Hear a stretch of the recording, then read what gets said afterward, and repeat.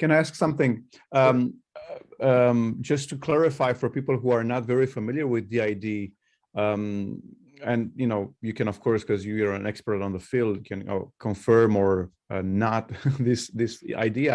From what I've known and from what I read from literature, is that, for instance, somebody who has DID, one of the characteristics is that one of the parts do not necessarily know each other, or like when one part is taking over, then the person blacks out. They have no continuation of consciousness.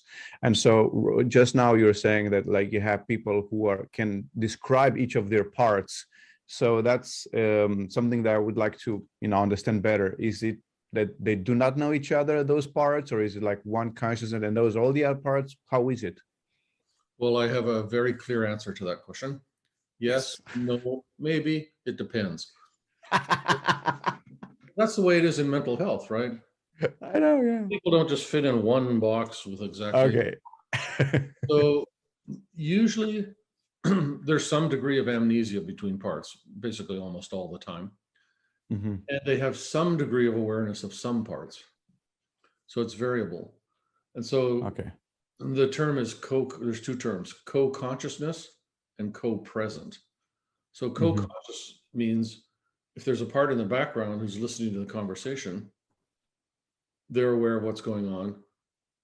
When they come out to the front, then the person who's out front most of the time is called the host personality, just because we need a name.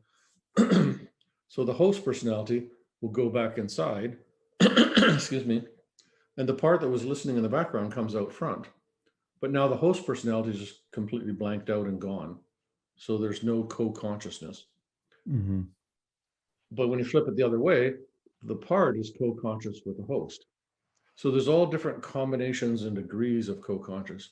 You can be totally gone, kind of foggy, kind of see, hear part of it, or you can be co-conscious, but in the background, not having any control. And then co-present means the two parts are, often people call it fronting. They're fronting at the same time. They're both kind of driving the bus, and they're co-conscious. And that has different degrees to it. So you can be all the way in the back, blanked out, gone. You can be in the back, kind of partially awake, in the back, fully awake, in the back, but getting closer. And then in the back, hardly at all co-present, and then the other part shifts out. So it's not just yes, no, black, white. Okay. But having periods of missing time, this is easy to get it in a history if you just ask the questions. Blank spells lasting not just 20 seconds, but often hours, sometimes days or longer.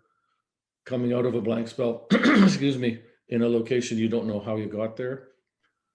People telling you about things you've done, excuse me, that you don't remember.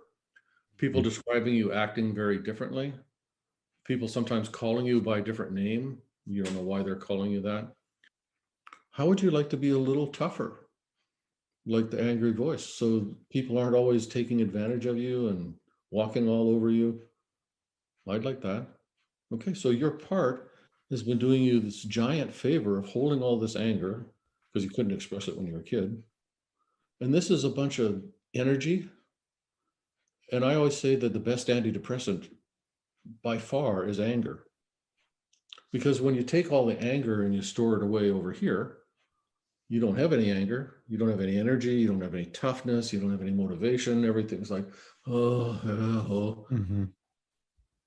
But when that anger comes back up big time, so when the angry voice comes out, I don't think he's very depressed. It's kind of like you can't solve a math problem if you're in stage 4 sleep. They're just not compatible states. So when you're full on fight anger, there's not much depression around. So if you could learn to channel that that anger, it would have an antidepressant effect. You'd have more energy, more assertiveness, better boundaries. You're just good to go. So instead of, I want to get rid of my angry voice because he's bad, how about a thank you note? How about thanks for holding all that